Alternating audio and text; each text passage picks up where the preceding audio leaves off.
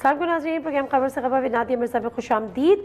ناظرین، سب سے پہلے تو یہ افسوسناک خبر جو کہ ابھی تک ہمیں موصول ہوئی ہے، جس پہ فردر کلیئرٹی بھی درکار ہے، اور جو ابھی تک کی خبریں ہیں اس کے مطابق ایرانی صدر ابراہیم رئیسی کو لے جانے والے ہیلی کاپٹر نے ایک کریش لینڈنگ کی ہے۔ جو وجوہات ہیں وہ ویدر کنڈیشن بھی بتائی جا رہی ہیں، لیکن ابھی تک کوئی کلو نہیں مل سکا ہے۔ تاہم جو ریسکیو ٹیمز ہیں وہ ان کے ہیلی کاپٹر کو تلاش کرنے میں مصروف ہے۔ تو یہ ایک خبر تھی جو کہ لیٹسٹ تھی، تو ہم نے آپ سے شیئر کی۔ باقی دوسرا معاملہ جو ہے وہ کرغزستان کے اسٹوڈنٹس کا ہے، بشکک کے، جو کل سے تمام سوشل میڈیا پہ رات گئے شروع ہوا، اور اس کے بعد نیشنل میڈیا نے اس کو پک کیا اور تمام چیزیں سامنے آنے لگی۔ لیکن اس کے بعد اسٹوڈنٹس کو ہم نے لائیو بھی لیا، ساری چیزیں ہوئیں، وہاں کی صورتحال سے آگاہ کیا۔ بڑی ڈسٹربنگ ویڈیوز تھیں جو ہم تک پہنچ رہی تھی، اور ہم بڑا احتیاط سے کام لے رہے تھے۔ اس کو نشر کرنے کا بھی بڑی اس طرح اسپیکولیشن بھی ہوتی رہی، ریومرز بھی بڑی آتی رہی، لیکن بڑی احتیاط برتی گئی کہ وہ تصدیق کیے بغیر میڈیا تک نہ پہنچائے۔ پھر رات گئے خبر یہ ہوئی کہ جی امیر مقام صاحب کو کہا گیا ہے کہ وہ صبح جائے، اور بعد میں خبر یہ آئی کہ جو نائب وزیر اعظم ہے اسحاق ڈار صاحب، وہ بھی ان کے ساتھ ہمراہ جائیں گے تاکہ وہ وہاں پہ جا کے بچوں کو دیکھیں اور ان کو واپس لانے میں مدد کچھ ان کی کر سکیں، ان کو فیسیلیٹیٹ کر سکیں۔ وہ تو نہ گئے، لیکن رات گئے ایک فلائٹ بھی آئی وہاں سے، اور محسن نقوی صاحب وہاں پر پہنچ بھی گئے ان کو ریسیو کرنے۔ اس کے بعد جو بچوں نے وہاں پر کہانی سنائی، شاید کسی کو یقین آ گیا ہو، کیونکہ ہماری بات پہ تو یقین نہیں آیا، لیکن اس سے بڑا المیہ یہ ہے، اس حکومت کا وتیرہ بن گیا ہے کہ ہر ایشو کو پروپیگنڈا قرار دے دو، ہر کرٹیسزم کو پروپیگنڈا قرار دے دو، اس کو یہ کہہ کے اپنی آنکھیں معذرت کے ساتھ کبوتر کی طرح بند کر لیں کہ جی ایسا کچھ نہیں ہے، اس کو بہت زیادہ ایگزیجریٹ کیا جا رہا ہے، یہ صرف پروپیگنڈا ہو رہا ہے۔ اور پروپیگنڈا کون کر رہی ہے؟ ایک سیاسی جماعت کے کارکن کر رہے ہیں، ایک سیاسی جماعت کا جو ہے وہ سوشل میڈیا سیل کر رہا ہے۔ تو میرا خیال ہے اس سے ہمیں باہر نکلنا پڑے گا، اور وہ ایک سیاسی جماعت، وہ ایک اپوزیشن بھی ہے، اور اپوزیشن کا کام حکومت پر یا حکومت کی چیزوں پر کرٹیسزم ہی ہوتا ہے، اور ایشوز کو ریز کرنا، سوالات کو ریز کرنا ہی ہوتا ہے۔ لیکن بہرحال اسحاق ڈار صاحب نے جو آج پریس کانفرنس کی کیا کہہ رہے تھے، ذرا سنتے ہیں۔ میں اب یہاں سیاسی بات نہیں کرنا چاہتا۔ ابھی مجھے عطا طارق صاحب نے 6-7 اسٹوڈنٹس کے سیمپل دکھائے ہیں، اور ہر ایک کے اوپر کسی پولیٹیشین کی فوٹو ہے۔ ایسی تو گھٹیا سیاست سے ہم باہر نکل جائیں۔ میرے ساتھ جو وزیر خارجہ صاحب نے جو انہوں نے مجھے ایک اور امپورٹنٹ بات بتائی، اپوزیشن یہ کیمپین کرتی رہتی ہے کہ ہمارے ملک میں فورن اسٹوڈنٹ جو ہیں وہ کیوں آتے ہیں۔ مجھے بڑی حیرانگی ہوئی، میرا خیال تھا کہ ہم ہی ہیں کہ جہاں یہ ایک بیماری شاید ادھر زیادہ پھیل گئی ہے، لیکن نہیں، وہاں بھی۔ اسحاق ڈار صاحب کہہ رہے تھے کہ میں یہ سیاسی رنگ نہیں دینا چاہتا، سیاسی بات نہیں کرنا چاہتا، لیکن وہ کر گئے۔ اور یہ سیاسی بات اگر آپ نے یہ سوچ رہے ہیں کہ جی اگر کسی پولیٹیشین کی اس کی ڈسپلے پہ کیا ڈی پی ہے تو وہ حکومت پہ کرٹیسائز کرنے کا حق نہیں رکھتا، تو یہ منطق ہماری سمجھ سے تو باہر ہے۔ لیکن اس کے باوجود اگر آپ کو لگتا ہے، اور آپ کو ابھی تک لگ رہا ہے کہ آپ کی حکومت کے خلاف پروپیگنڈا ہو رہا ہے، سب اچھا ہے، جس طرح سے وہاں پہ جو پاکستان کے سفیر تھے زیغن صاحب، وہ بھی یہی کہہ رہے تھے سب اچھا ہے، اور یہی رونا زیادہ ان طالب علموں کا تھا کہ بجائے اس کے کہ ہمیں فیسیلیٹیٹ کریں، بجائے اس کے کہ ہمیں سپورٹ کریں، ہمیں اور میڈیا کو یہ بتاتے رہے کہ سب اچھا ہے، ایسا کچھ نہیں ہے۔ جب کل کی فلائٹ سے وہ اسٹوڈنٹ جو اپنے خرچے پر واپس آئے، اور محسن نقوی صاحب وہاں پر پہنچ گئے، وہاں پر وہ اسٹوڈنٹس کیا کہہ رہے تھے یہ بھی سن لیجئے۔ کرغزستان نے جو مارا ہے وہ دکھ ہمارے اندر دل میں موجود ہے، لیکن اس سے زیادہ دکھ ہمیں تب ہوا جب ہمارے حسن علی زیغم صاحب نے یہ کہا پورے پاکستانیوں کو کہ یہ صرف نارمل حالات ہیں۔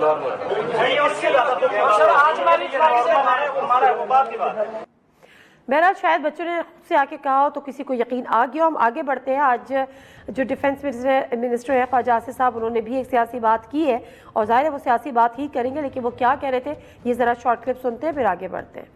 اب تو وہ چیف جسٹس کو بھی دبنگ آدمی کہتے ہیں، لگتا ہے چند دنوں کے بعد جو ہے وہ آرمی چیف کو بھی دبنگ جو ہے سپہ سالار کہیں گے۔ یہ اپنے اقتدار کی حوث میں جس طرح جنرل باجوہ کو تاحیات جو ہے ایکسٹینشن جو ہے آفر کر رہے تھے، یہ پتہ نہیں، یہ بہت کچھ آفر کر سکتے ہیں۔ وہ کیا کر سکتے ہیں، وہ کیا نہیں کر سکتے ہیں، یہ ایک لا حاصل اور ایک لمبی بحث ہو سکتی ہے، لیکن ہم نے آگے کیا کرنا ہے، اس ملک کو آگے کس طرح سے چلنا ہے، یہ جو اداروں کے درمیان، سیاسی جماعتوں کے درمیان، اپوزیشن حکومت کے درمیان جو محاذ آرائی ہے اس کا خاتمہ کیسے ہوگا، جو حکومت اور اپوزیشن یعنی دو ہاتھیوں کی لڑائی میں جو عوام گھاس کی طرح پس رہی ہے، اس کا حل ان کے پاس کیا ہے، ہمارے حکمرانوں کے پاس۔ اور اس کے علاوہ جو شخصیت آج ہمیں پروگرام میں جوائن کر رہی ہیں، ڈاکٹر عشرت العباد صاحب، सिंध के तवील तरीन मुद्दत के लिए वो गवर्नर रहे, तकरीबन 14 ईयर्स उन्होंने गवर्नरशिप की, और उनकी गवर्नर और सबसे जो दिलचस्प और एक अहम बात ये थी कि तमाम हुकूमतों के साथ वो चलते रहे। मुशर्रफ साहब के दौर में वो लगे, फिर MQM का उस ज़माने में था, फिर पीपल्स पार्टी की गवर्नमेंट आई और PMLN की भी कुछ अरसे में वो रहे। तो ये उनका एक खासा था कि तमाम हुकूमतों के साथ वो चले और बड़े ऐसे तरीके से उन्होंने वो ये जिम्मेदारी निभाई। आज वो हमारे प्रोग्राम में मौजूद है, कुछ पूछेंगे। MQM उन्होंने छोड़ी है, MQM ने उनको छोड़ा, क्या वजह बनी? शाहिद खाकान अब्बासी से और मुफ्ती इस्माइल साहब से हाल ही में दुबई में मुलाकात हुई, कुछ सुन रहे कि सियासत में वापसी हो सकती है, किसी जमात का इंतखाब करेंगे, उनसे बात करते हैं। जी अस्सलाम वालेकुम डॉक्टर इशरतुल इबाद खान साहब।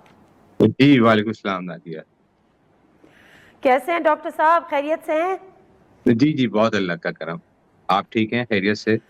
वैसे अल्हम्दुलिल्लाह वैसे ऑनेस्टली मुझे बड़ा अच्छा लग रहा है, क्योंकि जब आप गवर्नर थे जिस वक्त उससे तो आपके साथ मुलाकातों का शर्फ भी हासिल रहा, इंटरव्यूज भी होते रहे। उसके बाद आप जी। पाकिस्तान छोड़ के दुबई जा बसे और उसके बाद आपने पलट कर पाकिस्तान को नहीं देखा, क्या वजह बनी?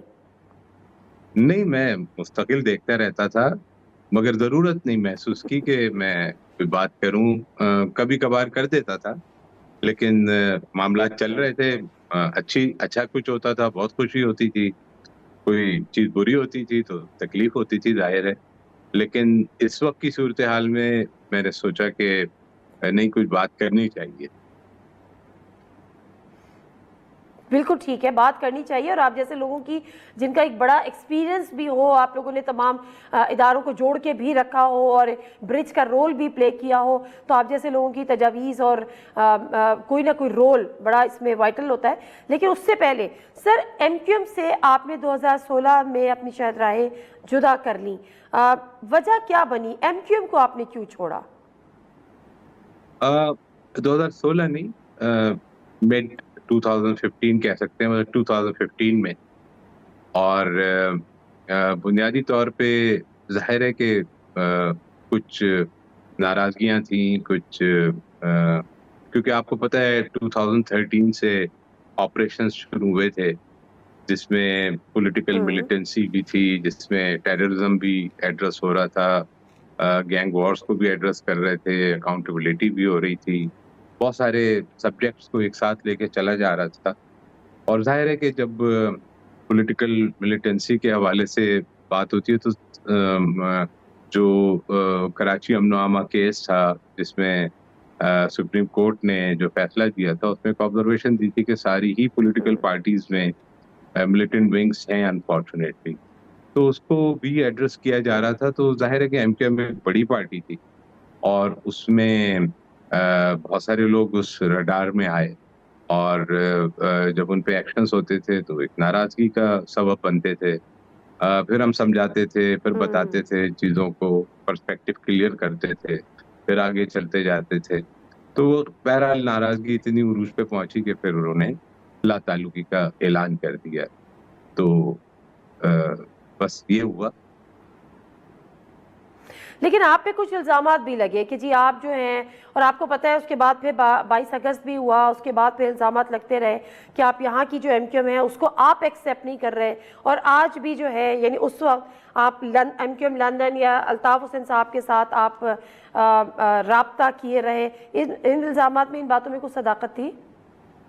नहीं, इसमें तो कोई लॉजिकल भी कोई दलील भी नहीं बनती इन बातों की। उसकी वजह ये कि जाहिर है कि अगर आपको याद हो तो अल्ताफ हुसैन साहब ने तो पब्लिकली अनाउंस किया था, उसके बाद MQM की पूरी राब्ता कमेटी ने प्रेस कॉन्फ्रेंस की और लाताल्लुकी कर ली। तो बस मैं भी फिर लाताल्लुक हो गया और फिर मैं कंटिन्यू करता रहा, और कंटिन्यू इसलिए किया मैंने कि ऑपरेशन बहुत जी पीक पे थे। और उस वक्त अगर मैं उस जगह, क्योंकि बड़ा वाइटल रोल था उस वक्त गवर्नर हाउस का, पूरा एक सेंट्रल उसमें सिस्टम कनेक्टेड था और वहीं से सारी चीज़ें मोस्टली चलती थी, तो एक वाइटल रोल था उसका। और उसको उस वक्त अगर मैं अपनी ज़ात की वजह से डिस्टेबलाइज करता तो जाहिर है कि ऑपरेशंस पे बहुत इफेक्ट्स आ सकते थे। तो इसलिए मैं खुद भी कंटिन्यू करता रहा, और बस जब तकरीबन अहदाफ पूरे हो गए bye and large hard core terrorism भी अच्छा खासा एड्रेस हो चुका था, मिलिटेंसी भी एड्रेस हो चुकी थी, टारगेट किलिंग्स वगैरह कंट्रोल हो चुकी थी, बाकी सारी चीज़ें भी चल रही थी। तो बस उसके बाद फिर तो सारा ही कुछ चेंज हो गया वहाँ पे, तो मैं भी ना रहा। सर, आज आप समझते हैं गवर्नर हाउस से बाहर रह के और इतने साल गुजारने के बाद कि 2013 का जो ऑपरेशन हुआ था वो बिल्कुल दुरुस्त था, उसमें किसी किस्म की विक्टिमाइजेशन नहीं हुई थी या कोई किसी पॉलिटिकल जमात के वो अगेंस्ट नहीं था, वो एक दुरुस्त ऑपरेशन था और वक्त की ज़रूरत था? जी बिल्कुल वक्त की ज़रूरत था और बिल्कुल दुरुस्त था। उसकी इंटेंट बिल्कुल क्लियर थी। उसकी इंटेंट कतई ये नहीं थी कि किसी को पॉलिटिकली हर्ट करना है, अफेक्ट करना है या क्रिटिसाइज करना है। उसका प्योर जो बिल्कुल हम उसमें तकरीबन सुबह शाम रात दिन इस चीज़ का बहुत ख्याल करते थे कि गलती से भी कोई गलती ना हो। लेकिन जब आप इतना बड़ा ऑपरेशन कर रहे होते हैं तो उसमें यकीनन कोई ऐसी गलतियां हो भी सकती हैं। आप घर से निकलते एक गाड़ी चला के तो आप सोच के तो नहीं निकलते कि एक्सीडेंट कर देंगे, लेकिन हो जाते हैं एक्सीडेंट्स। तो ऐसे कोई वाकयात ज़रूर हुए होंगे, वो बिल्कुल और उसको फिर उसका सद्देबाब भी करने की पूरी कोशिश की और उसमें बाज़ औक़ात नाराज़गियाँ जायज़ भी थी लोगों की, मुख्तलिफ पॉलिटिकल पार्टीज़ की, उनको एड्रेस भी किया गया। लेकिन बाय एंड लार्ज इसकी इंटेंट बिल्कुल क्लियर थी। वो कराची के लिए अशद ज़रूरी था। कराची मुल्क का इकोनॉमिक हब है, उसके अंदर उसको स्टेबल करने के लिए, उसको सही सिमत में और उसके चलाने बाद के ही लिए। अमन आया है कराची में। जी अल्हम्दुलिल्लाह। बिल्कुल और सही ये कह रहे हैं, उसके मेरा बाद ख्याल ही है अमन आया है कराची में। जितने भी ऑपरेशंस इससे माजी में हुए वो शायद इसीलिए या कोई भी वजह हो सकती है उनकी कि उनका रुख चलते चलते पॉलिटिकल साइड पे शायद आ गया, इसलिए वो कामयाब नहीं हो सके। लेकिन अल्हम्दुलिल्लाह ये वाहिद ऑपरेशन था जो बहुत जिसने रिजल्ट्स दिए हैं और जिसकी वजह से अमन आया है। और देखें इसका सबसे बड़ा एस्पेक्ट ये था और इसलिए बहुत ज़रूरी था ये कि पूरे मुल्क में टेररिज्म से निपटा जा रहा था और ज़ाहिर है कि उसका जो कमबैक जो फॉल आउट होना था वो टेररिस्ट को बड़े शहरों पे ही करना था और कराची जैसी मईशत के शहर पे करना था। तो हमें इसलिए और प्रिपेयर्डनेस चाहिए थी और तैयारी चाहिए थी और चीज़ों को ठीक करना था। तो वो बिल्कुल सही ऑपरेशन था और अल्हम्दुलिल्लाह बिल्कुल सही सिमत है। ठीक है, वो सही ऑपरेशन था। अच्छा सर, 2015 हो गया, 2016 हो गया, उसके बाद आपको पता है 22 अगस्त हो गया और उसके बाद मुस्तफ़ा कमाल साहब की वापसी हुई, एक नई पार्टी बनी और फिर क्या कहा गया कि जी एक जो होता है ना कि साफ़ सुथरी एमक्यूएम निकल कर आ गई, ड्रैग क्लीन होकर एमक्यूएम निकल कर आ गई। तो इस नई एमक्यूएम में आपने महसूस नहीं किया कि अब आपकी भी जगह बनती है? देखिए क्योंकि एक लाताल्लुकी हो चुकी थी और मैं भी ज़ाहिर है अपना 14 साल का अरसा बहुत डे नाइट वहाँ पे मुख्तलिफ, जैसा आपने जिक्र किया कि मुख्तलिफ अदवार थे। मुशर्रफ साहब का दौर था, फिर जरदारी साहब थे, पीपल्स पार्टी की गवर्नमेंट थी, फिर मियाँ नवाज शरीफ साहब की गवर्नमेंट थी। तो बहुत डे नाइट यही कोऑर्डिनेशंस और यही सारे मामला चलते रहते थे। हम कोशिश यही करते थे कि स्टेबल रखें कराची को, सिंध को, उसमें तरक्की हो, उसमें इंडस्ट्रियलाइजेशन हो, उसकी कमर्शियल एक्टिविटी बढ़े। तो ये सारे अहदाफ थे जो कि एक के बाद दीगर उसको और मुख्तलिफ क्योंकि अदवार थे तो हर दौर का चैलेंजेस अलग अलग थे। तो उसमें बहुत ज़्यादा ज़ाहिर है कि मैं इंडल्ज हुआ था और मुस्तकिल उसमें इन्वॉल्व रहता था। तो लिहाजा फिर क्योंकि लाताल्लुकी भी हो चुकी थी तो मैंने तो ज़रूरत नहीं समझी, ना कुछ बोला, बस मैं खामोशी से आ गया। ठीक है डॉक्टर साहब, please allow me to take a short break और ब्रेक से वापस आऊँगी कि अगर अभी आपको मौका मिले दोबारा एमक्यू में ज्वाइन करने या वहाँ से अगर आपको ऑफर की जाए तो क्या वो आपके लिए एक्सेप्टेबल होगी। ब्रेक लेते हैं, ब्रेक से वापस आते हैं, डॉक्टर साहब से जानेंगे।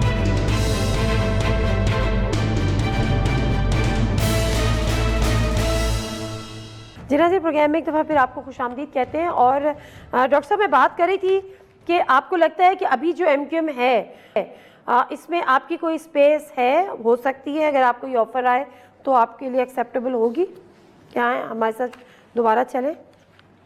ہاں, میں سمجھتا ہوں کہ ابھی ہیں ایم کیو ایم میں بہت اچھے لوگ ہیں جو کہ چلا رہے ہیں, اور اس پہ میں ایک شعر آپ کو سنا دوں کہ یار بھی راہ کی دیوار سمجھتے ہیں مجھے, میں سمجھتا تھا میرے یار سمجھتے ہیں مجھے, اور نیک لوگوں میں مجھے نیک گنا جاتا ہے اور گناہ گار سمجھتے ہیں.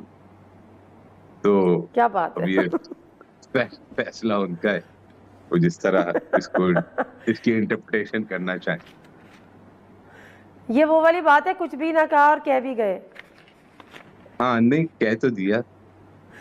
لیکن آپ نے کہا سر آپ نے کہا کہ جو بڑے اچھے لوگ ہیں اچھے ہیں, لیکن اچھا چلا رہے ہیں ایم کیو ایم چل رہی ہے, آپ کو لگتا ہے؟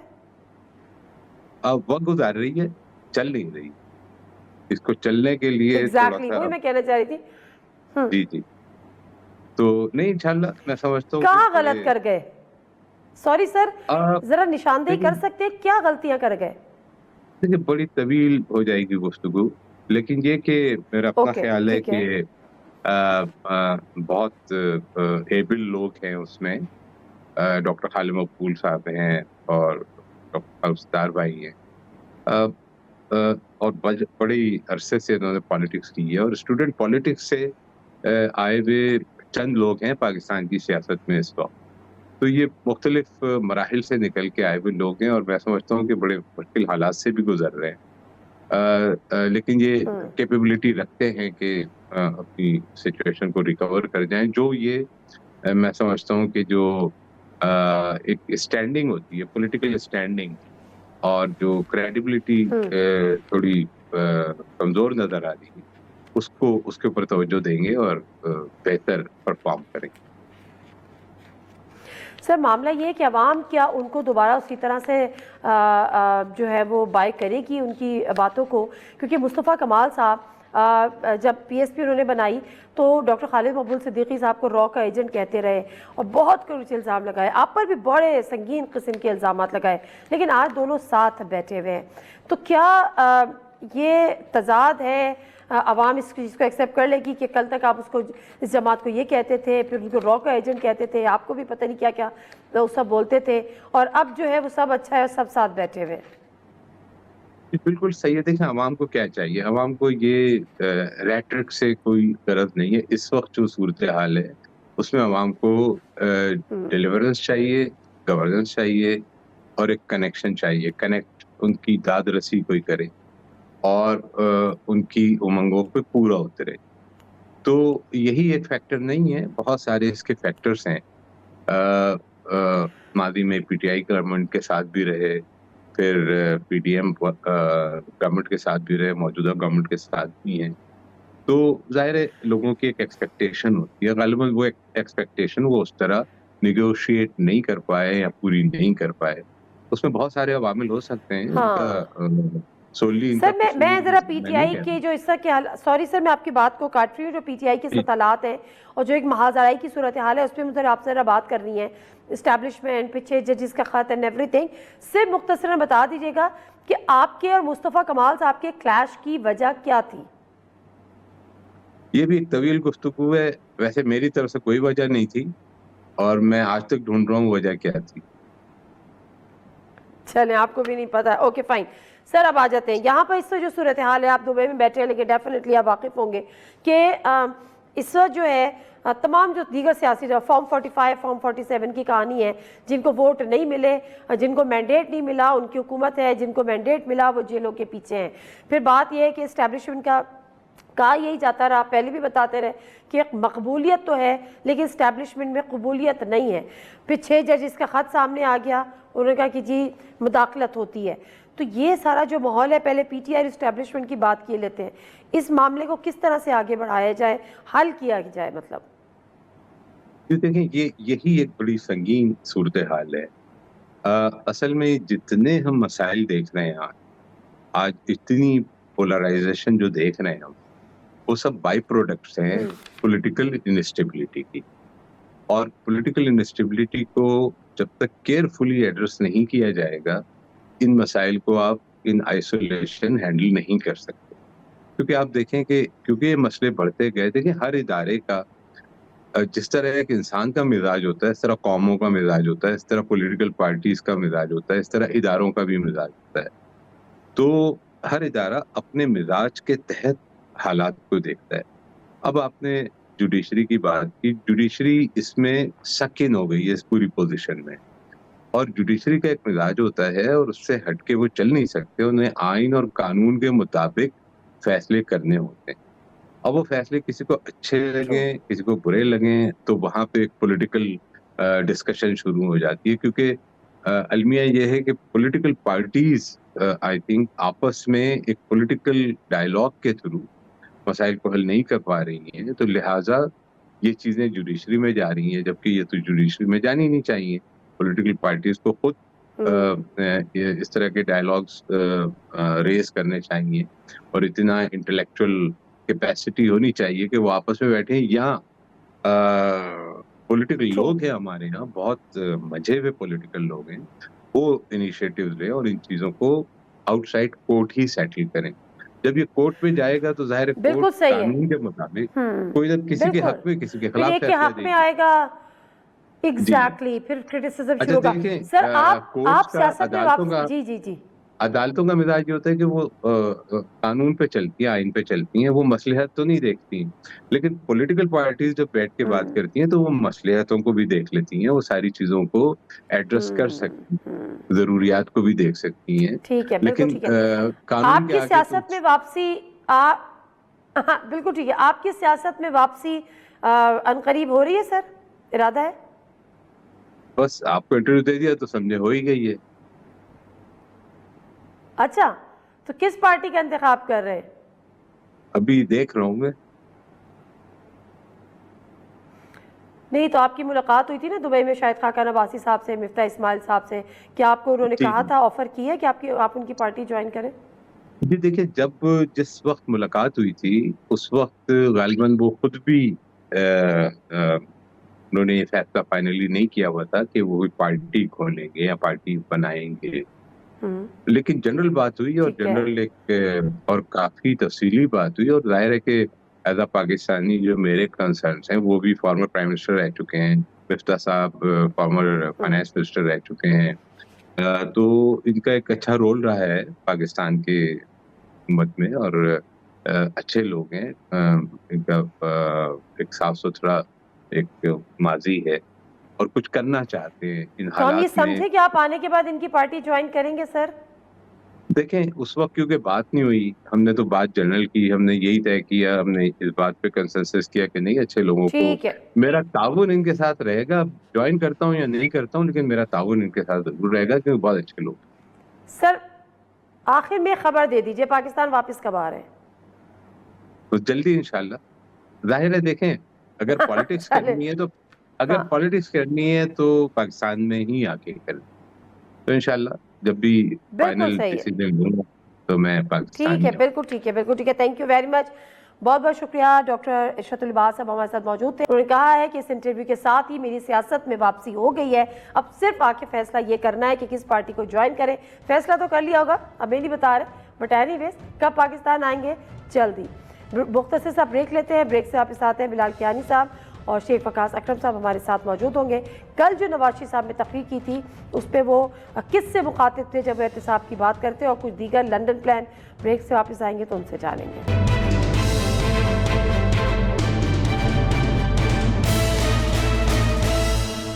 جی ناظرین، پروگرام میں ایک دفعہ پھر آپ کو خوش آمدید کہتے ہیں، اور یہاں پر ذرا بات کر لیتے ہیں ملک کی سیاست کی، ملک کے سیاسی حالات کی.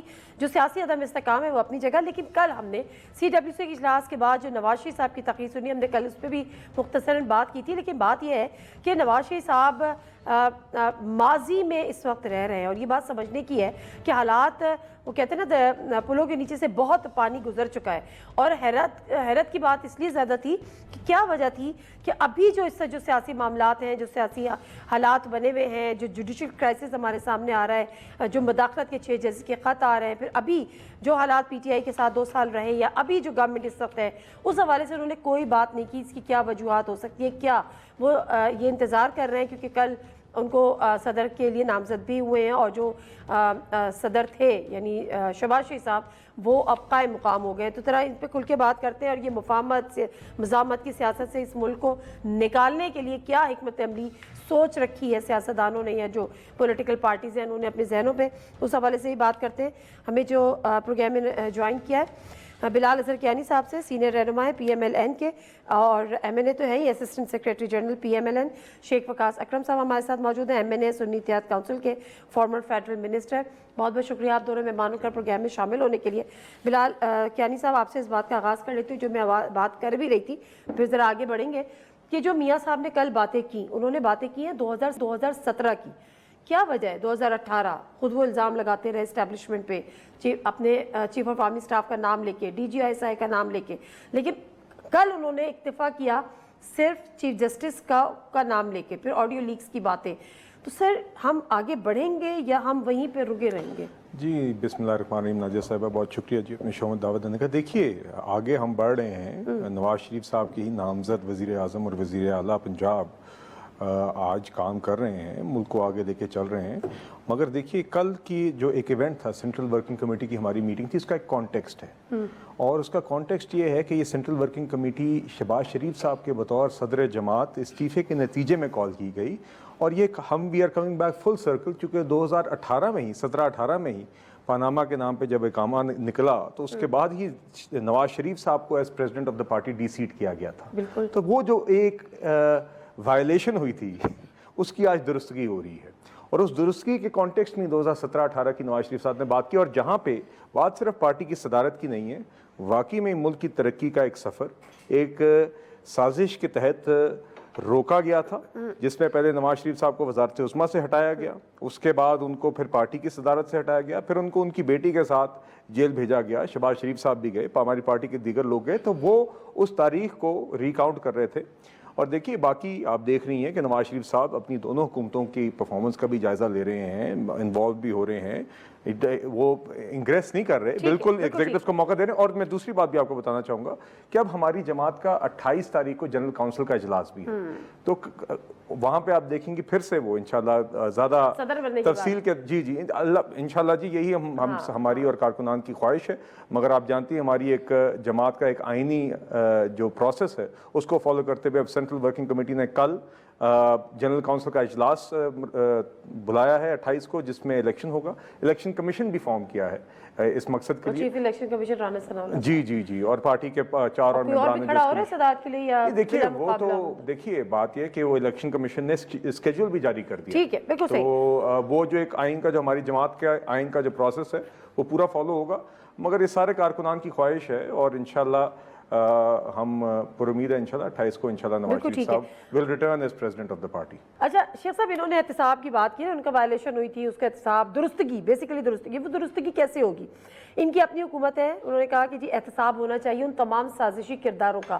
کس سے مخاطب تھے، کون کرے گا؟ دیکھیں جی اس میں 2 فورمز ہیں. ایک تو سب سے پہلے کیونکہ ان کی ہی حکومت ہے، اور میرے بھائی بلال صاحب نے یہ کہا کہ میاں نواز شریف کے نامزد وزیر اعظم اس وقت موجود ہیں، ان کے نامزد وزیر اعلیٰ موجود ہیں.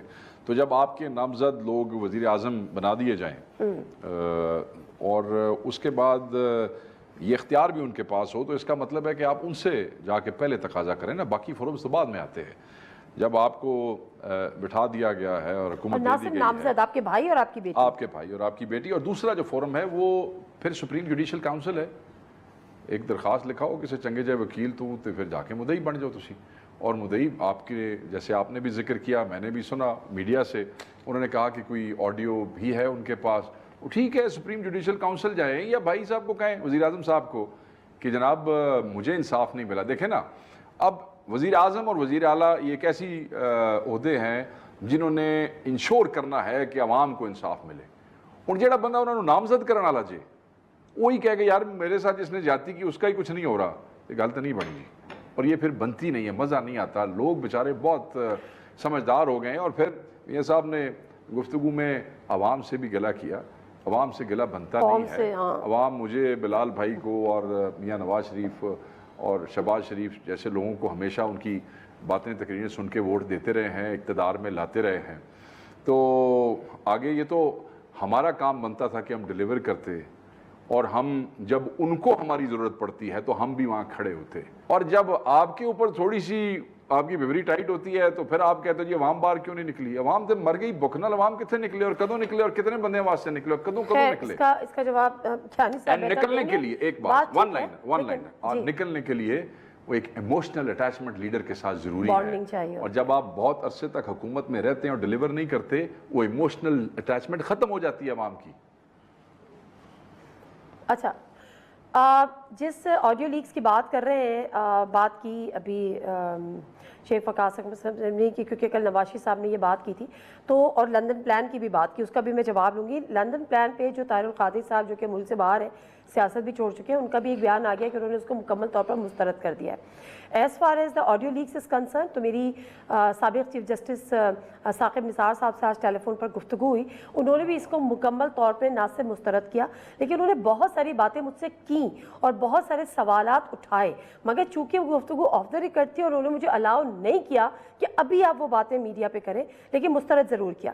تو جب وقت آئے گا تو لیٹس سی کہ میں اس باتوں کو کر پاؤں, ابھی وہ آف دا ریکارڈ ہے, ان کی امانت ہے. کیانی صاحب ایک بریک لے لوں تاکہ آپ کو مکمل ٹائم مل جائے, آپ کو انٹرویو نہ کرنا پڑے. بریک لے لیتے ہیں, بریک سے آپ لندن پلان پہ بات کر لیں گے, اس کے بعد ذرا آگے چلیں گے کہ ملک میں جو سا چل رہا ہے وہ ختم کیسے ہوگا.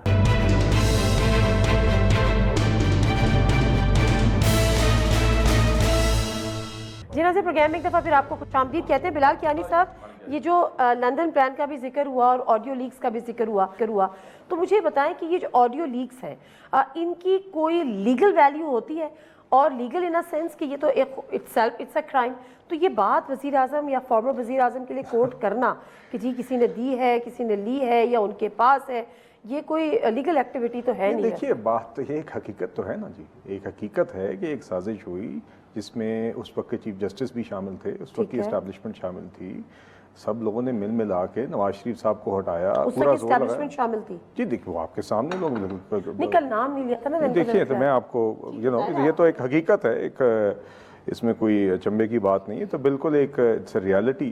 تو دیکھیے اس لیے یہ تلخ حقیقتیں ہیں اور یقیناً I think they should pay the cost, ورنہ یہ سلسلہ اسی طرح چلتا رہے گا. سر تو کسی فورم پہ اس کو پریزنٹ کیوں نہیں کر رہے؟ دیکھیے یہ یقیناً میرے خیال سے تو ہونا چاہیے جی, جن لوگوں نے اس طرح اس ٹائم پہ آئین بھی توڑا, جس طریقے سے ایک منتخب وزیر اعظم کو اس طرح ایک سازش کے تحت, پری پلانڈ سازش کے تحت گھر بھیجا گیا, ایک اپنا نیا سسٹم انسٹال کرنے کے لیے جو کہ RTS کی صورت میں پھر کیا گیا, تو یقیناً ان کو ایک کاسٹ ادا کرنی چاہیے. اینڈ آئی تھنک این ممکن ہے کہ آگے اس کی طرف. ٹھیک ہے, تو آپ یہ کہہ رہے ہیں کہ اس وقت کی جو جوڈیشری تھی یا چیف جسٹس تھے ثاقب نثار صاحب, جن کی ان کو آڈیو بھی ہے, ان کے اوپر پریشر تھا اسٹیبلشمنٹ کا, اور اس اسٹیبلشمنٹ میں کہہ رہا ہوں جی سب نے مل ملا کے گٹھ جوڑ تھا. جی جی جی بالکل تھا, تو گٹھ جوڑ تھا, یعنی وہ اسٹیبلشمنٹ جب آپ جلدی سے پاناما کے نام پہ کاما پہ ڈسکوالیفائی کریں گے, پھر ٹرائل کورٹ میں کورٹ بھیجیں گے, اس وقت مداخلت ہوتی تھی جی, ٹرائل کورٹ میں کیس بھیجیں گے, پھر جسٹس عادل احسن کو اس کے اوپر مانیٹرنگ جج لگائیں گے, پھر اس ٹرائل کورٹ کو کہیں گے کہ ہفتے میں 6 دن یہ کیس چلائیں, 5 دن 6 دن یہ کیس چلائیں, اور الیکشن سے پہلے اس کا نتیجہ جائے تاکہ ان کو جیل بھیجا جائے.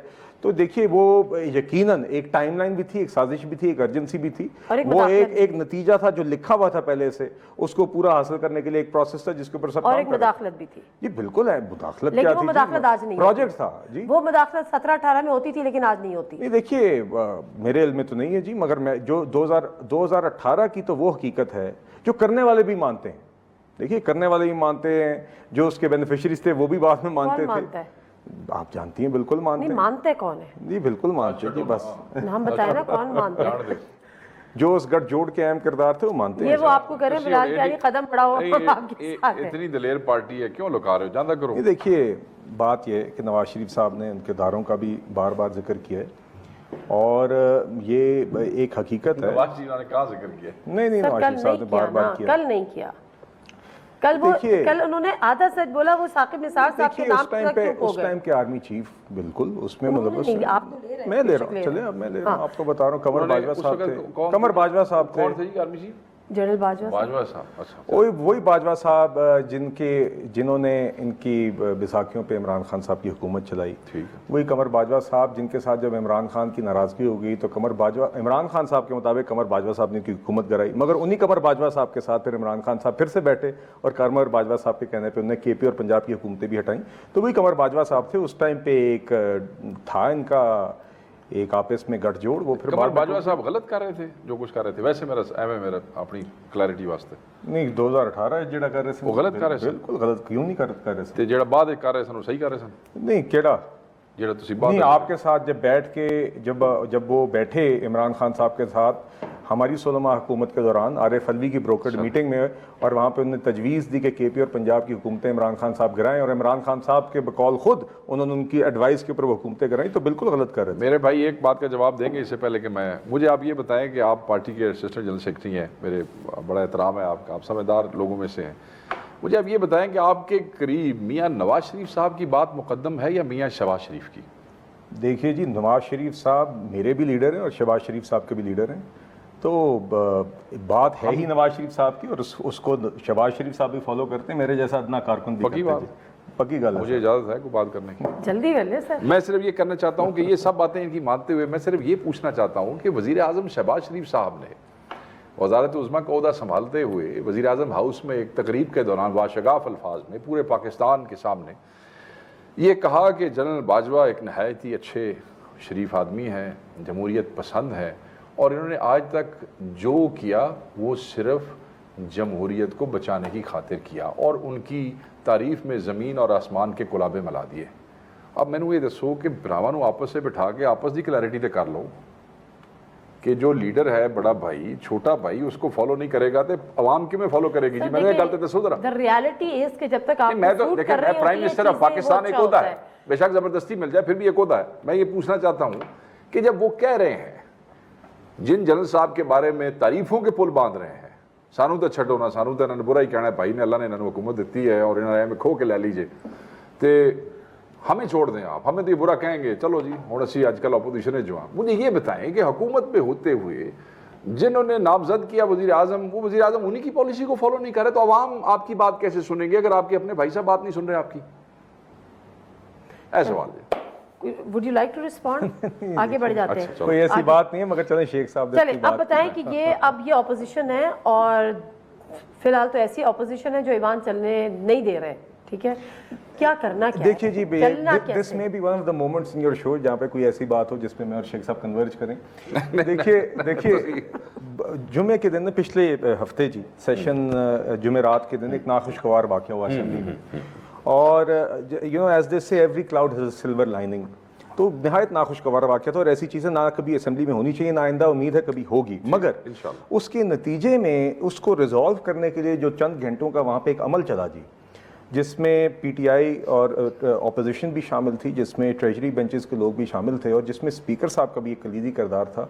मैं आपको बताऊं नहायत खुशाइन डेवलपमेंट थी जी, इन द सेंस के दोनों साइडों के दीगर लोग उसमें मौजूद थे। नहायत संगीन मामले को बड़े ही मेच्योरिटी के साथ सब साइड ने रिस्ट्रेंट और मेच्योरिटी के साथ उसको मैनेज किया, और इससे बेहतर तरीके से वो क्लोज हो ही नहीं सकता था मामला, जिस तरह स्पीकर के चेंबर में मैंने भी विटनेस किया, शेख साहब भी वहाँ पे मौजूद थे, और उसके अंदर मैं बिल्कुल जी जरताज गुल साहिबा ने भी अपने आप को अच्छे तरीके से उसमें कंडक्ट किया, मेरे ख्याल से तारिक बशीर चीमा साहब ने भी एक गलती ज़रूर उनसे हुई और उसके बाद उन्होंने उसकी माफ़ी मांगी, जरताज साहिबा ने माफ़ी कबूल की नहीं, मगर देखिए बात करने का मकसद ये है कि ये एक ज़ाती एक पर्सनल मामला था जो नहीं होना चाहिए था, मगर एक मसले की रेजोल्यूशन जिसमें काफ़ी लोग इन्वॉल्व थे, जिसमें टेंशन्स भी काफ़ी हाई थी, इसी असेंबली के अंदर इन्हीं जमातों के दरमियान हुआ। और सब इसका मतलब ये कि आगे भी हो सकता है। मैंने उसको जी I think that's a very welcome development, और आगे भी मुल्क के इश्यूज़ के ऊपर जिन मामलों को हमने डिबेट करना है, जिस पर लेजिस्लेट करना है,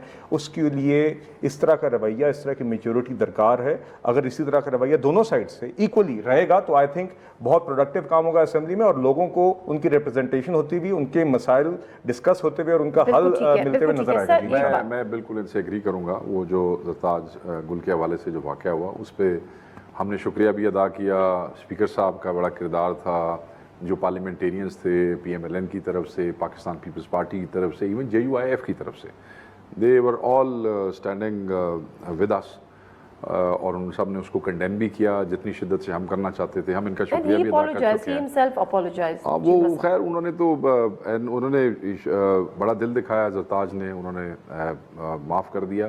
بٹ وہ تو چیمہ صاحب نے پھر اگلے دن پھر ایک نجی چینل کے ایک شو میں گند کیا ہے, پھر اس کو معافی مانگ بھی لی, سسپینڈ بھی ہو گئے, پھر بےہودگی بھی کی اس کے بعد دوبارہ ایک پروگرام میں. تو بہرحال وہ میں نہیں کہتا اب, کیونکہ ایک چیز اچھی طریقے سے حل ہوئی تھی اور اس میں تمام پارٹیاں نے بڑا ایک اچھا کردار جو حقیقت ہے. I would agree مثال آپ نے قائم کر دی مختصر سی بات. آج خواجہ سے صاحب نے بھی کہا کہ جی ہم تو کہتے ہیں ان سے بات خواجہ سے صاحب نے, لیکن یہ چونکہ اسٹیبلشمنٹ سے بات کرنا چاہتے ہیں, اگر وہ ان کو بات کرنا چاہتی ہے تو ہمیں کوئی اعتراض نہیں. اب آپ کا اعتراض یہ ہے معذرت کہ یہ فارم 47 والے انہوں نے ہمارا مینڈیٹ چرایا, لیکن جس نے چرا کے دیا ہے بقول آپ کے خود کے, ان سے آپ بات کرنے کو تیار ہیں, ان سے آپ بات کرنے کو تیار ہیں؟ دیکھیں جی میں آپ کو بتاتا ہوں, نہ ہماری اس وقت تک ان سے بات ہو رہی ہے, نہ ہماری اس وقت تک ان سے بات ہو رہی ہے. مذاکرات کے حوالے سے خان صاحب کی بڑی کلیئرٹی ہے کہ آؤٹ آف دا وے جا کے چاہے کوئی پولیٹیکل پارٹی ہو یا کوئی اسٹیبلشمنٹ ہو, وہ اس کی کوئی ضرورت نہیں ہے. ہمارا ایک بیسک کنسرن ہے اور میرے خیال میں وہ ہمارا حق ہے, کیونکہ جب یہ دکھے ہوئے تھے, دیکھو جی ارادے صدر صاحب کل بھی دکھڑے سنا رہے سن پوری قوم, کتنا عرصہ گزر گیا جی. سانو تو حالی بھی مطلب ہے کہ ڈانگا ساڑے سرے نے, تو سانو وہ سوالے نہ روڑ دے دیو. میں یہ کہہ رہا ہوں کہ ہماری دو بیسک کنسرنز ابھی بھی ہیں. ہماری ابھی ٹکیتی ہوئی ہے ابھی, اور ہمارے لوگ ابھی بھی ہزاروں کی تعداد میں جیلوں میں, ہمارا لیڈر ابھی بھی اندر ہے. ہمیں یہ رائٹ ہے ہمارا کہ اب یہ کہہ سکیں کہ یار جنہوں نے ہمارے ساتھ یہ زیادتی کی ہے ہم ان کے ساتھ کیسے بیٹھیں, اور جن لوگوں سے دور ہو کے لوگوں نے ہمیں ووٹ دیے ہیں. میں آگے ادھر آ رہا ہوں اگر آپ مجھے اجازت دیتی ہیں. جو آپ نے جنہوں نے کی آپ بات کر رہی ہیں, ہم ان کے ساتھ کوئی آؤٹ آف دا وے جا کے بات نہیں کر رہے ہیں. کوئی ایسی چیز اگر ہوندی تو انہوں نے لکن دینی سی. ہم صرف یہ کہتے ہیں کہ یہ کہتے ہیں ہمارے سے بات کرو. اب بھئی آپ اپنا آئی جی لگا نہیں سکتے اسلام آباد میں. ٹھیک ہے آپ کی کیبنٹ کے آدھے وزیر آپ کی مرضی سے نہیں لگے ہوئے. یہ ایک آن گوئنگ ایشو ہے, میرا خیال ہے ایک بڑا سیریس ہے, کیونکہ جو ماحول مذاکرات کے ہم حامی ہیں, خان صاحب بھی اور ہم مذاکرات کے حامی ہیں. کلیئرٹی ہے, حامی نہیں ہے نا. دیکھو ہمارے کنسرنز ہیں, ہمارے دو بیسک کنسرن نہیں کرنا چاہتے تو ہمارا قصور تو نہیں ہے. تھینک یو ویری مچ بلال کیانی صاحب, چیف وقار صاحب, آپ کا بھی بہت بہت شکریہ. اللہ حافظ.